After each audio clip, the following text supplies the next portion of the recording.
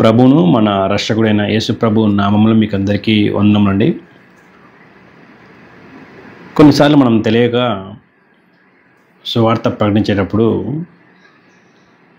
ఇతర మతస్థులకి వాళ్ళు అడిగిన ప్రశ్న అన్నిటికీ జవాబు చెప్పడానికి ప్రయత్నం చేస్తుంటాం. జవాబు చెప్పకూడదని కాదు ఇక్కడ, కానీ అవతలి వ్యక్తి యొక్క విశ్వాసాన్ని కూడా ప్రశ్నించాలనే విషయం మనం చాలాసార్లు మర్చిపోదాం. వాళ్ళు బైబిల్లో నుంచి వాక్యాలు చెప్పి చదువుతూ ఉంటారు, మనం సమాజం చెప్పుకుంటూ వెళ్ళిపోతుంటాం. దానివల్ల చెప్పాలంటే that is not the right way to approach. నాకు ఈ వాక్యాలు మార్క్స్ వార్త 11:27 నుండి చదివినప్పుడు చాలా విషయాలు నేను నేర్చుకున్నాను. అవి మీతో పంచుకోవాలనుకుంటున్నాను.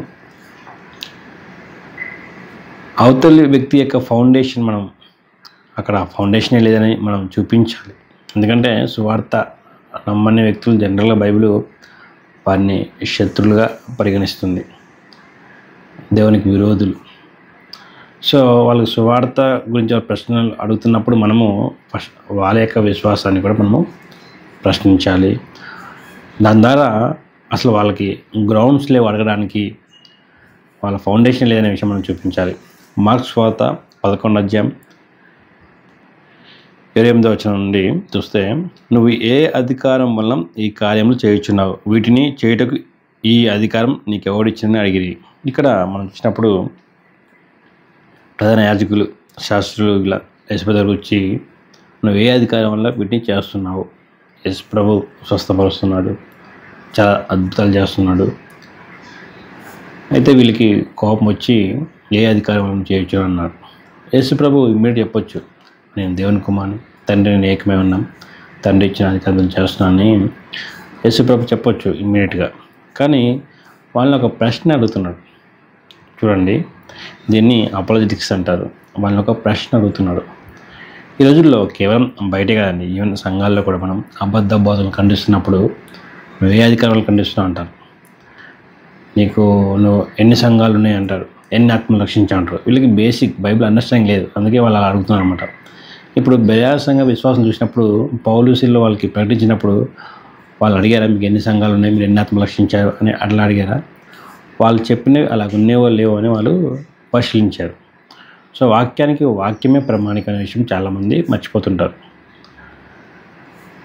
ఇప్పుడు నువ్వు ఎన్ని సంఘాలు కట్టావంటే 100 సంఘాలు కడితే నేను చెప్పింది కరెక్ట్ అయిద్దా, ప్రామాణికమదా? నువ్వు ఎంతమంది బాప్తించుంటే 1,00,000 మంది బాప్తిస్తే చెప్పింది కరెక్ట్ అయిద్దా, అది ప్రామాణికం కాదు. అవి ఎంత మాత్రమో ప్రామాణికం కానే కాదు. కొంతమంది ఇంకా మరి అజ్ఞానంగా నువ్వు ఎన్ని ఆత్మలు రక్షించాంటారు. వాళ్ళకి వాక్యం రక్షించేది దేవుడు అనే విషయము, అంటే రక్షణ మన చేతిలో లేదు, అది కేవలం దేవుని చేతిలో ఉంది. నోవా ప్రకటించినప్పుడు ఆయన కుటుంబం తప్ప ఎవరు రక్షింపలేదు. అదేవిధంగా పేతురు ప్రకటించినప్పుడు కొన్ని వేల మంది రక్షింపబడ్డారు. స్టీఫెన్ ప్రకటించబడినప్పుడు ఆయన చంపారు. సో ఇక రక్షణ ఎవరి చేతిలో ఉందండి? పరిశుద్ధాత్మ. మనం ప్రకటించే వాళ్ళకి మాత్రం మనం బాధ్యత. ఆ విషయం వదిలేక ఎన్ని ఆత్మ రక్షించాలంటారు అంటే వాళ్ళకి బేసిక్ అండర్స్టాండింగ్ లేదు సాల్వేషన్ గురించి. సో అలాంటి వాళ్ళు ప్రశ్నలు అడుగుతూనే ఉంటారు, నువ్వు ఏ అధికారం వల్ల చేస్తున్నావు, ఇవన్నీ అడుగుతూనే ఉంటారు అన్నమాట. సో వాక్యం చూపించగినప్పుడు వాక్యమే ప్రామాణికంగా చూపించారు. వాక్యానికి వాక్యమే సమానం చెప్తుంది కదండి. సో ఆ అండర్స్టాండింగ్ వీళ్ళకి ఉండదు.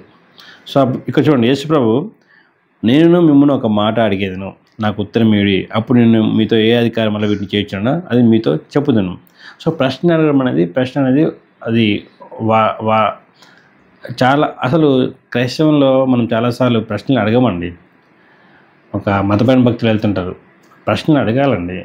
ఇప్పుడు యేసు ప్రభు ఇక్కడ ఎందుకు వాళ్ళని ఒక ప్రశ్న అడుగుతున్నాడు ఇక్కడ అంటే, వాళ్ళ యొక్క ఫూలిష్నెస్ వాళ్ళకి తెలియజేయాలి, వాళ్ళ యొక్క అజ్ఞానం వాళ్ళకి వాళ్ళు తెలుసుకోవాలి. కాబట్టి ఇక్కడ ప్రశ్న అడిగిన వాటికల్లా సమాధానం చెప్పుకుని పోతే వాళ్ళు వినొద్దు అని అది ఫిక్స్ అయిన వాడికి నువ్వు ఎన్ని సమాధానం చెప్పినా కానీ వాడు వినడు.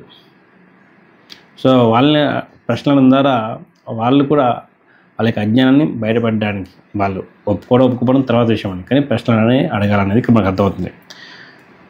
యోహాను ఇచ్చిన బాప్తిజము పరలోకం నుండి కలిగినదా, మనుషుల నుండి కలిగినదా, నాకు ఉత్తరం ఇవ్వడని చెప్పాను. ఇక్కడ యోహాను ఇచ్చిన బాప్తిజం గురించి మాట్లాడుతున్నారు. ఇప్పుడు ఇక్కడ ఒప్పుకుంటే వీళ్ళని తీసుకెళ్ళి అంటారు, ఒప్పుకోకపోతే మరి ప్రజలందరూ అక్కడ ఉన్న వారందరూ యోహాను ప్రవక్తగా భావిస్తారు. కాబట్టి వాళ్ళు ఎరికాడలు పడ్డారు. కాబట్టి చూడండి, ప్రశ్న యేసు వాళ్ళని ప్రశ్న అడిగాడు, సమాధానం చెప్పచ్చు ఇమీడియట్గా. కానీ వాళ్ళు ఎందుకు ప్రశ్న అడిగారంటే వాళ్ళకి అజ్ఞానం వాళ్ళకి తెలియాలని. ఆ సంగతి మాకు తెలియదని యేసునకు ఉత్తరం ఇచ్చిరి. మాకు తెలియదన్న వాళ్ళు. చూడండి యేసుప్రభు చూడండి ఇక్కడ నాకు కూడా తెలియదు అన్నట్లు యేసుప్రభు. అందుకు యేసు ఏ అధికారం వలన ఈ కార్యం చేయించినానో అది నేను మీతో నేను చెప్పనన్నాడు. అంటే ఇక్కడ అర్థం ఏంటంటే వాళ్ళకి చెప్పినా కానీ వాళ్ళు రిసీవ్ చేసుకునే స్టేజ్లో లేరు. వాళ్ళకి ఆల్రెడీ చాలాసార్లు చెప్పబడింది, అయినా కానీ రిసీవ్ చేసుకునే స్టేజ్లో లేరు. కాబట్టి యేసు ఇక్కడ నేను చెప్పను అంటున్నాడు. చాలాసార్లు కొంతమందికి ట్రూత్ ప్రకటించిన తర్వాత కొంతమంది రిజెక్ట్ చేస్తారు. మనకు తెలిసిపోయింది ఇక వాళ్ళు చెప్పిన అర్థం చేసుకునే విషయం ఒక పాయింట్ మనకు తెలిసినప్పుడు we don't want to waste our time అనేసి. కాబట్టి ఇక్కడ యేసు ప్రభు ఏ అధికారం వల్ల ఈ కార్యం చేయించినానో అది నేను మీతో చెప్పనను. నాకు తెలియదని చెప్పట్లే, చెప్పను అంటున్నాడు.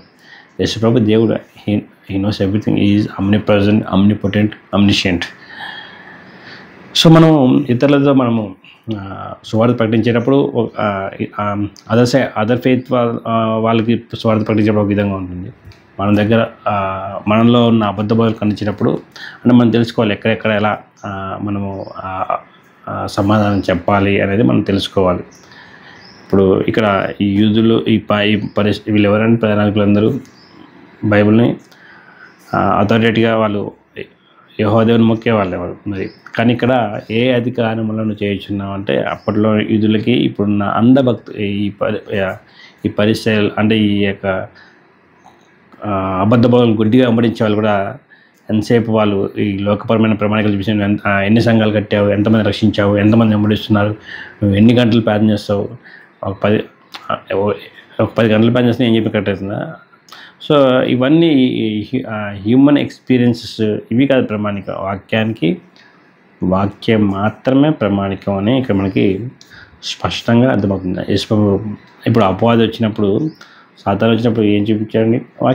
వాక్యాన్ని ప్రకటించి వాడు వాక్యాన్ని నొక్కిగిరిస్తున్నప్పుడు వాక్యాన్ని ఎలా అర్థం చేసుకోవాలి యేసుప్రభు చెప్పాడు. కాబట్టి ప్రతిదీ వాక్యపిల్లలు మనం పరిశీలించాలండి. అంధభక్తులాగా గుడ్డి విశ్వాసులాగా ఎవరైనా వాక్యాన్ని చూపించి ప్రశ్నించినప్పుడు దానికి వాక్యానికి సమానం చెప్పకుండా వాళ్ళ అయ్యగాని అంటున్నానేసి నువ్వు ఎన్ని సంఘాలు కట్టావు, ఎంతమంది రక్షించావు, ఇలాంటివి కాదు ప్రామాణికం. వాక్యం అంత ప్రామాణిక విషయము మనం తెలుసుకోవాలి, వాక్యానుసారంగా జీవించాలి. కాబట్టి సువార్త ప్రకటించే విషయంలో ఏ విధంగా ఉండాలి అనేది కూడా మనం తెలుసుకుంటున్నాం ఇక్కడ. ఎందుకంటే కొన్ని అసలు ఆ వ్యక్తికి అంటే మన సువార్త ప్రకటించేటప్పుడు అఫ్కోర్స్ ఇక్కడ అబద్ధ బోధనలు వెంబడించే వాళ్ళు కూడా వాళ్ళకి కూడా సువార్త ప్రకటించాలి. ఎందుకంటే వాళ్ళకి సరైన అండర్స్టాండింగ్ లేదు గాస్పెల్ గురించి, వాళ్ళు నిజంగా తిరిగి జన్మించిన వాళ్ళు కాదు. కాబట్టి వాళ్ళకి కూడా మనము సువార్త ప్రకటించాలి. కాబట్టి మనం ఎక్కడెక్కడ ఎలా సమాధానం చెప్పాలి అనేది అది దేవుడి జ్ఞానం. కాబట్టి మనం ప్రార్థనపూర్వకంగా మనము ప్రిపేర్ అయ్యి సువార్త ప్రకటించాలి. అదేవిధంగా వాళ్ళు ప్రశ్నలు అడుగుతున్నప్పుడు మనం కూడా ప్రశ్నలు అడిగి వారికి అజ్ఞానం చూపించాలి. ఇవంతా మనం నేర్చుకొని ప్రభు కొరకు మహిమకరంగా జీవించాలి. ప్రభు కృప మీకు కలుగును గాక.